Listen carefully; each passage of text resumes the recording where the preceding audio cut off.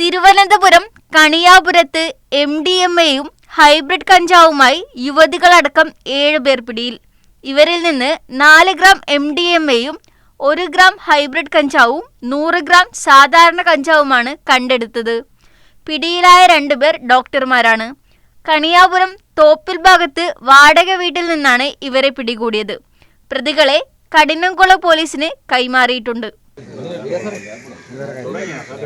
നിങ്ങൾ ഇതിനകത്ത് വരുന്ന വസ്തു മേടിച്ച് വീട്ടിൽ താമസിക്കുന്ന ഇതൊരു പുതിയ ആളാണ്. നിർത്ത്, നിങ്ങൾ എവിടെ പോകണം എന്തെങ്കിലും നമുക്ക് ചോദ്യം ചെയ്യാൻ പറ്റും.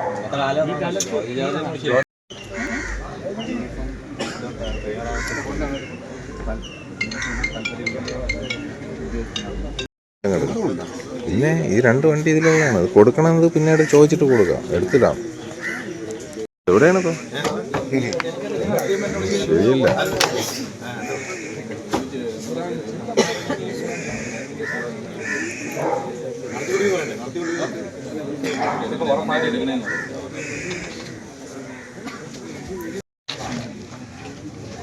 കഥയടിക്കട്ടെ, അങ്ങോട്ട് പറയുന്നടിക്കും. വെളിയിലോട്ടൊന്ന് പോകാൻ ചായ അടിക്കട്ടെ. സമയമെടുക്കും.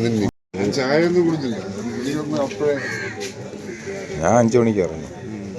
പിന്നെ എനിക്കറിയാം പത്രങ്ങളെപ്പെട്ട് കാര്യമില്ല. ഇത്ര ഉണ്ടെന്ന് വിചാരിച്ചില്ല. ഞാൻ 3 പേരാണ് അറിഞ്ഞത്.